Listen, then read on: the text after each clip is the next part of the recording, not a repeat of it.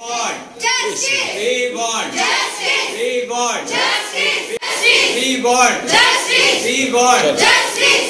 Shamal Kumar Biswas same. Shamal Kumar Biswas same. Devadir Chakravarti same. Devadir Chakravarti same. Shamal Kumar Biswas same. নমস্কার, news লাইনে আপনাদের স্বাগত। আমি সঞ্জয় রয়েছি আপনাদের সাথে। এই মুহূর্তে আমরা রয়েছি 5 নম্বর গভর্নমেন্ট প্লেস নর্থ, যেখানে ভারত স্কাউট অ্যান্ড গাইডস এর অফিস। আজ আপনারা দেখতে পাচ্ছেন এই স্কাউট অ্যান্ড গাইডসদের সমস্ত ছেলে মেয়ে, সেই সঙ্গে যারা তাদের কর্মকর্তারা আছেন, তারা এক বিক্ষোভ সমাবেশের আয়োজন করেছেন। কারণ কি? কারণ যিনি মুখ্য রাজ্য কমিশনার আছেন এই স্কাউটের, দেবাদিত্য চক্রবর্তী, এবং তার সহযোগী যিনি আছেন শ্যামল কুমার বিশ্বাস, সঙ্গে তাদের আরো সহযোগী, মূলত এই যে কমিটি, তাদের বিরুদ্ধে এনাদের অনেক অভিযোগ। কি কি অভিযোগ আপনারা দেখতে পাচ্ছেন যে এখানে এক একজন মানুষ তারা তাদের অভিযোগপত্রগুলো এখানে রেখেছেন, যে কেন ন্যায্য ওয়ারেন্ট করা হচ্ছে না, কেন আটকে রাখা হচ্ছে ওয়ারেন্ট, কি করে অবৈধ গ্রুপ গড়ার অনুমতি দেওয়া হচ্ছে, ক্ষমতার অপব্যবহার কেন হচ্ছে, অর্থাৎ কারোর কথা কোনো শুনছেন না, বেআইনিভাবে পুরনো ডিস্ট্রিক্ট অবলুপ্ত করা হয়েছে, সেটা কি করে সম্ভব হয় গ্রুপে ডিসকাশন না করে। এছাড়া আরো আছে যে return fund for day care and honour grand show us how, অর্থাৎ তাদের যে ফেরতযোগ্য অর্থ তা সঠিকভাবে ফেরত দেওয়া হচ্ছে না, সেই সঙ্গে রাজ্য পুরস্কারকে নেগলেক্ট করা হচ্ছে।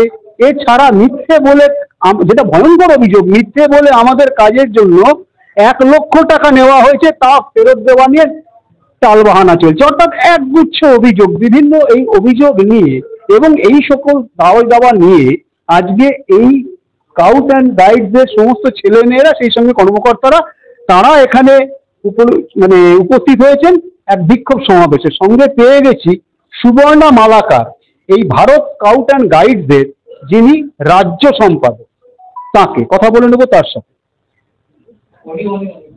সুবর্ণা দি, প্রথমে তো নিউজ টাইমে আপনাকে স্বাগত। ধন্যবাদ।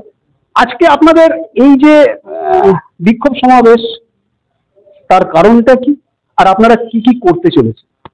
দেখুন, যখন পুরো বিশ্ব করোনাতে স্তব্ধ, কোনো কাজ হচ্ছে না, সেই সময় এই ডিস্ট্রিক্টে ভেঙে দেওয়া হয়েছে এবং কোনো রকম ভাবে মিটিং নাই, মিটিংয়ের ডেট পরে ডিস্ট্রিক্টের সার্কুলার ভাঙার আগে, মানে বাড়ি বসে নিজের ইচ্ছে মতন এটাকে ভেঙে দেওয়া হয়েছে, কোনো কিছুই জানানো হয়নি।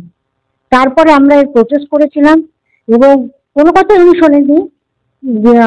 ওখানে রয়েছেন Debaditya Chakraborty, state commissioner scout Shyamal Biswas, এবং সেখানেই আমার লেখা আছে, দেখুন আমারটাই দেখেছি, অবলুপ্ত করা হয়েছে।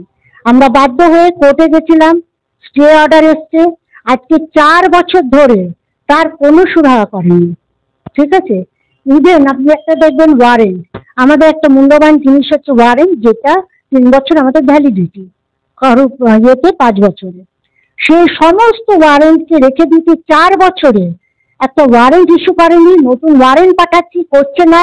আসছি, আমরা অনেকবার মেল করেছি, আসছি, কথা বলছি, করছি না, টালবাহানা। লাস্ট আমরা আজকেই প্রতিবাদ, নীরব প্রতিবাদ।